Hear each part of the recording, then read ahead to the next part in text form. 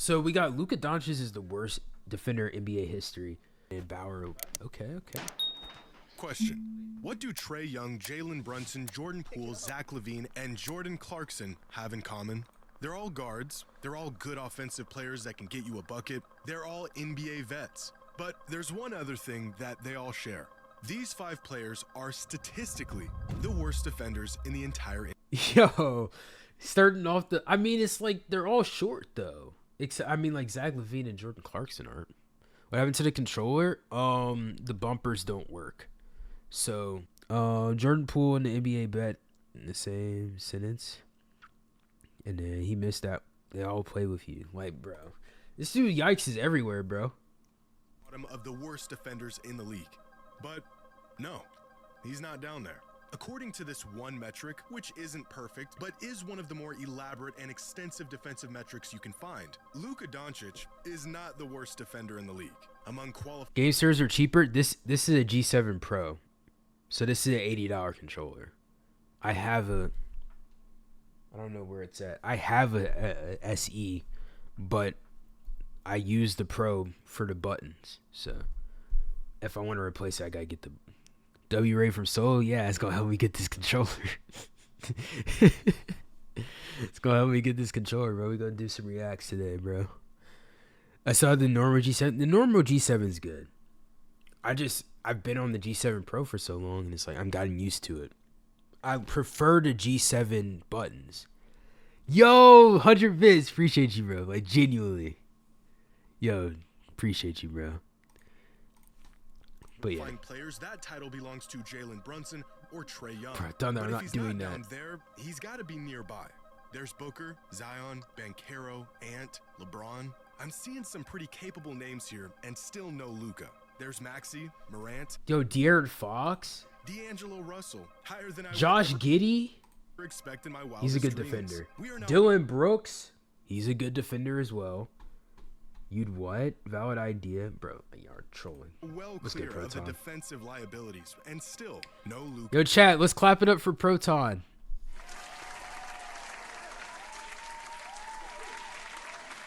Danny Wolf, real ones know from 2K. In sight, and that's because out of the 375 Stephon Castle's on here. I wonder what Thunder's thoughts are on that. He's at dead 0 on this metric. This season, Luka Doncic ranks 169th on defense. Bye. Which is in fact extremely average. He's not terrible. He's not a liability, and he isn't nearly the worst defender of all time. So I make the video. Real ones remember dude how he used to dominate 2K?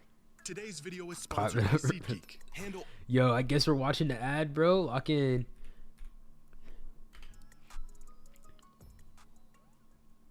Is it possible for a player to be so good on offense that they could be as bad as they want on defense, and it doesn't even matter? Scoring and playmaking and controlling the... Yo, who plays like this in 2K, though? Like I'm not even, like, trying to clip for him.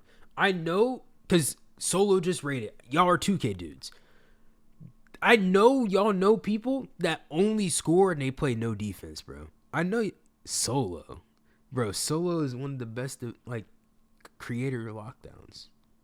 Clapping, oh, no, what? You're asking him to keep himself. Hey, you're such a nice friend. A. Cardi? Isn't A. Cardi good at defense too? Yo, he said his government?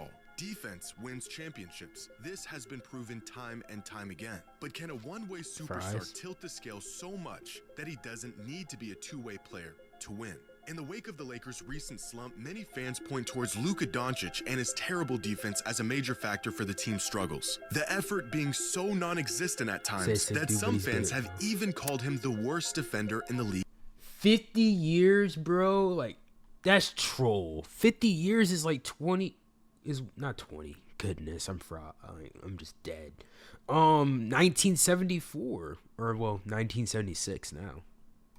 History, and that a team with a player so one-sided will never find any meaningful success. You're weakening people's governments that don't even know that he's never been a two-way player. He's an offensive maestro. Luka literally plays no defense. He doesn't play no. Okay, he's gonna explain it in this video, but like is not a good defender. That's why they lost in the conference finals. But like, he's not a bad one either. Defense, he makes up for and more with his offense. Nah, or at least that's been the theory on Luka's game and his value throughout his entire career.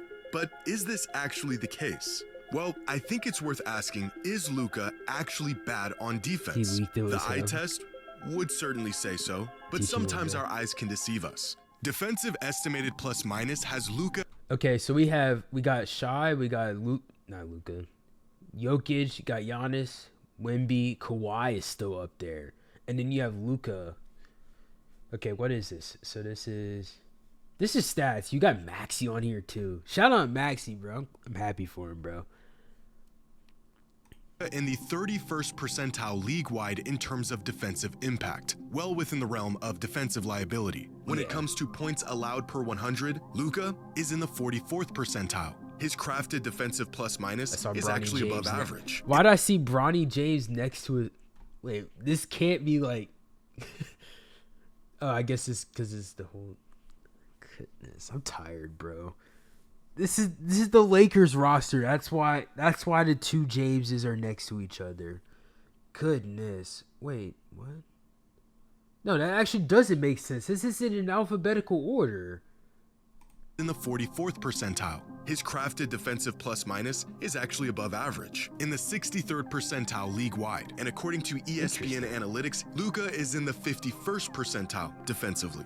Turns out that according to most metrics, Luka isn't a bad defender. He's actually average. He's just average. Like, his defensive plus minus, nobody cares about plus minus. It's his worst stat.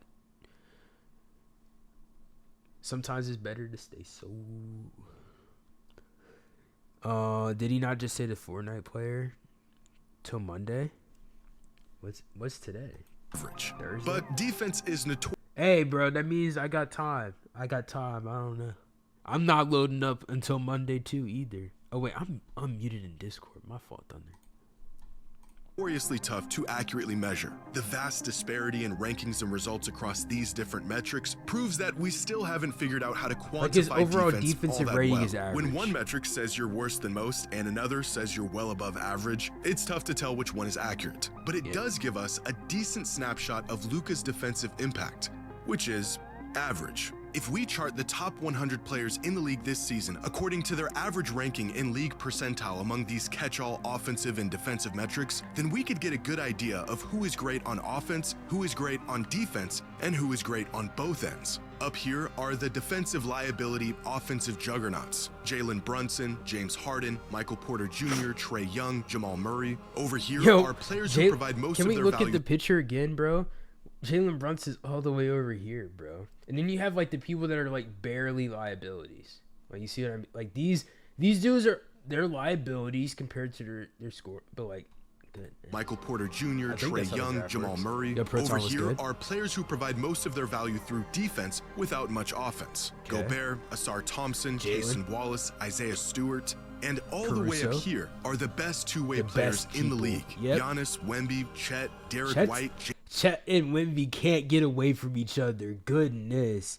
And then you have the better Thompson brother. They're both good defensively. Solo raid hit? No, facts, bro. W Solo, bro. Appreciate the best out of him for that raid, bro. Jalen Suggs and Shai Gilgeous-Alexander, who ranks in the 99th percentile on offense and the 91st percentile you got Scotty on Barnes defense. too. Arguably the best two-way player in the entire league. So where is Luka in all of this? Right here. In the 90. And he's on the good side. Good defense, good offense. Nice. Okay. 8th percentile on offense and the 56th percentile. Wait, who's the bad defense? I don't see anybody here. On defense, which even when stacked up against the top 100 players in the league is still far from the worst. In fact, compared to other offensive superstars, Luka is actually a net positive on defense. Steph Curry ranks in the 97th percentile on offense, but only the 25th percentile on defense. Donovan Mitchell, 99th on offense, 36th on defense. Austin Reeves, Luka's own teammate, 97th on offense and 20th. Wow, that's like metrics wise, that's actually interesting, bro. Because you would think Austin Reeves would be higher. Can't have bad offense and defense. Well, you can. There's players that have both. I'm not gonna lie. They probably just don't play a lot. 7th on defense. Who could this be all the way over here as one of the best offensive players in the league, but statistically a cone on defense? Oh, it's Anthony Edwards. What about this player? Great on offense, a negative on defense. Oh look, it's Jaylen Brown. Despite the reputation he's built for himself and defensive efforts that are at times completely inexcusable, by all accounts, Luka Doncic is not a bad defender. He's painfully average. This, however, has not stopped teams from hunting Luka just about every chance they get. So far this season, Luka ranks 7th in the league in defended field goal attempts. Bro, why is Alex Sarr so high, bro? 34 games? Wait, where's it at? Oh, wait. I don't even... Okay. The next closest guard is Derek White, all the way at 22nd. As if staying tough and active on defense wasn't already difficult enough, Luka is defending twice as many shots every game as the average guard. Now, compared to the big men at the top of this list, Luka is relatively ineffective on defense. On average, his opponents are shooting 3.1% better from the field when he's guarding them. But compare Luka to other elite players that aren't tasked with anchoring a defense. Yeah, the shorter players get a pass. He's a lot more effective on the ball than we're led to believe. More effective than players like Nikola Jokic, Jimmy Butler, Kawhi Leonard, LaMelo Ball, Donovan Mitchell, Steph Curry, Jalen Brunson, and 117 other players, to be exact. So far this season, when Luka is on the court, the Lakers give up 118.7 points per 100 possessions. When he's off the court, they give up 118 points per 100 possessions. A difference that is negligible. Compare Luka's neutral impact on defense to the top 15 offensive generators in the league, the players who generate the most points per game through scoring and assists, and Luka is, you guessed it, average. As expected, the best offensive players in the league are usually not all that great on defense. The larger a player's offensive burden is, the less they're asked to do or even have the energy for on defense. According to Cleaning the Glass, among the 15 most impactful offensive players in the league, only 6 of them have teams that perform better on defense when they're on the court versus when they're not. With Luka right in the middle at 7th, and some of these teams completely struggling on defense when their star is on the court. The Timberwolves and Clippers are nearly 10 points worse on defense per 100 possessions with Ant and Harden on the floor. Jalen Brunson is literally the worst defender in the league, with the Knicks nearly 13 points worse on defense when he's on the floor. In a world where there are numerous players around the league that do far less on offense while also doing less on defense, Luka is one of a few players that gets heavily scrutinized for it. So how does a player who by every conceivable measure is merely average on defense gain this reputation of being not just a bad defender, but one of the worst defenders of all time? It's okay, Luka, to move your feet a little bit over and help out. Well, what does he do? He just throws up his hand. Anybody in the NBA and looking up the floor and throwing ahead. By the way, you have Austin Reeves that's worse metrics-wise just standing. But he is just watching in these clips. He is just watching in these clips too. I'm not gonna lie. This one was so bad. I remember seeing it. He's just walking. Allen with an opening. Brings it down to Sensabaugh. Off the wing 3. Got it. Yeah, you gotta put a hand up. He was handing that off to Ayton, but he's just not there. This guy is a whiner. Exactly. It's tough to make the case that a player isn't a bad defender when stuff like this happens on a regular basis. Luka getting blown by, feet look like they're stuck in mud, complaining about no calls every other possession and forcing his team to play 4-on-5 on the other end, gambling in passing lanes, missing assignments, but more than anything, straight up refusing to even make an effort on some possessions. One of the big reasons why I think Luka's lackluster defense has become the primary topic of conversation is because visually, he looks completely uninterested in even playing defense at times. He has the tools to be a good defender. Great size for his position, he's strong, quick hands, great IQ and court awareness, and yet he puts in just enough effort to be, at best, average. One of the more random but insightful metrics the NBA keeps track of is the average speed a player moves at throughout a game, both on offense and defense. And among the 324 players who average at least 15 minutes a game this season, take a wild guess at who falls at the bottom of the league when it comes to speed on defense. If you said James Harden, well then kudos to you, that's a fantastic guess and you're right. But right above him, as the second slowest player in the entire league on defense, is Luka Doncic, behind a 41-year-old LeBron and a Yo, look at this list, bro. Like, why is Jokic faster than Kevin Durant, bro? lumbering Joel Embiid with one good knee. And why is Donovan Mitchell so giving slow? Up an easy bucket is one thing. Refusing to even put in the effort to stop a bucket is another. The outrage for Luka's defense is not all about the results. No reasonable fan should expect Luka to be a lockdown defender. That's not his role. The outrage is in the fact that he doesn't even try. And if only... It's like the average speed, so like a lot of times they're probably just guarding somebody. It probably averages with zeros. So it's probably averaging the time where they're standing in the corner or like standing in the paint.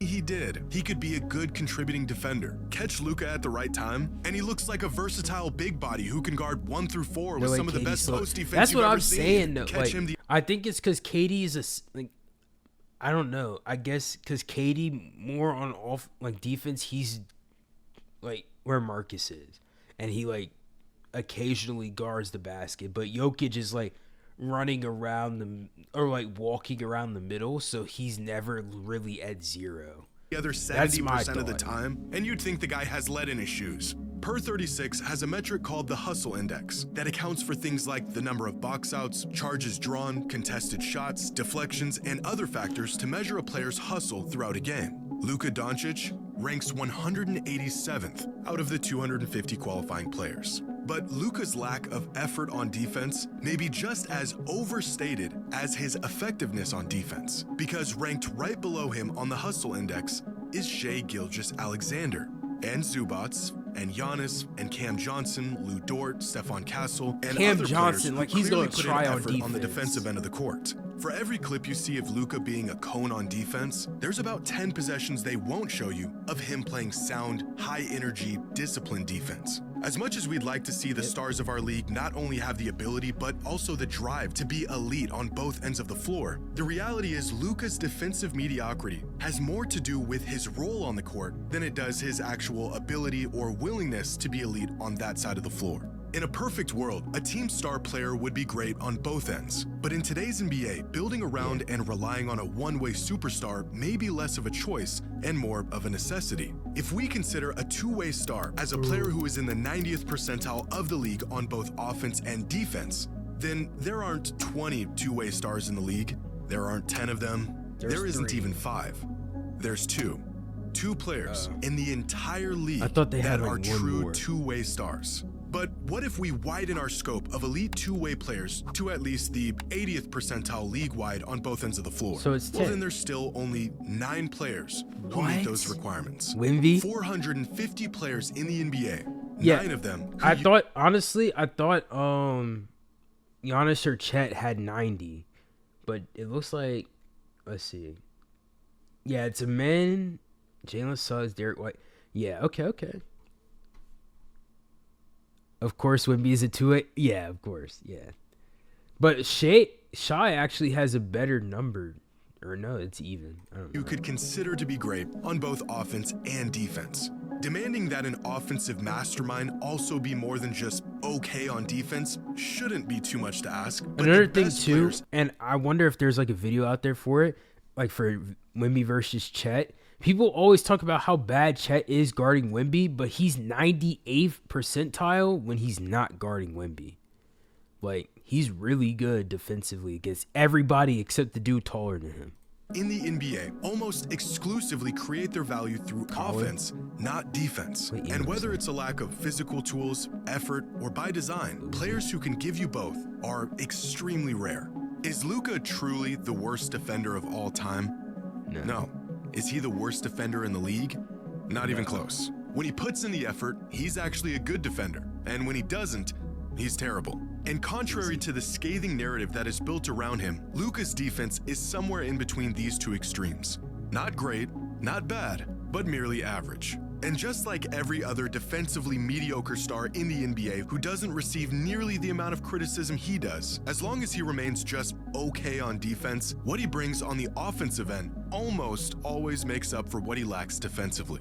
But you don't have to take my word for it. Here are the top 100 players in the league charted according It's like this what Jimmy does every time. He's like, he gets to the conclusion of his video like 8 times, and then he's like, oh, here's something else. Like, the number of points they generate on offense minus the points they give up on defense. So, for example, if a player creates 30 points a game through scoring and assists, but they give up 15 points on the defensive end, they would be a plus 15 on this chart. Unlike most net ratings, this gives us a look at a player's total impact based on individual performance and matchups, as opposed to the impact they had on their team's performance. And among these players, you'll find some great defenders: Chet Holmgren, Jalen Duren, Bam Adebayo, Derek White. But because of the inherent value of great offense, the closer you get to the top of this list, the more you'll begin to see the offensive-heavy players. Peyton Pritchard, MPJ, Banchero. They give up more than you'd like on defense, but their offense still makes them a large net positive in the end. 27. Despite giving up 16 points a game on defense, Austin Reeves generates nearly 43 points a game, making him a plus 26.7. James Harden generates over 45 points a game and only gives up about 13.5 on defense. But all the way at the top are the players who create the largest surplus of points in the entire league. Nikola Jokic, who gives up the most points per game in the entire league, but is also the greatest offensive engine of all time. Cade Cunningham, who generates I could be on the... Yeah, we're ignoring nearly 50 points a night while only giving up about 15. And Shai Gilgeous-Alexander, who has a sizable gap on everyone as the MVP frontrunner and one of the best two-way players in the league. Where does the liability himself, Luka Doncic, stack up in all of this?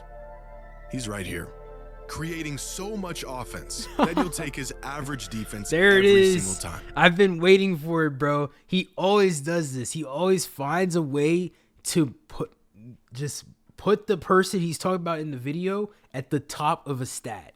He found it. He finally did it. And he only had like 5 more seconds in the video to do it. Hey, that's cinema, bro. Hey, yo, what is that thumbnail? Yo, what is that thumbnail, bro? Yo, bro. What is that thumbnail?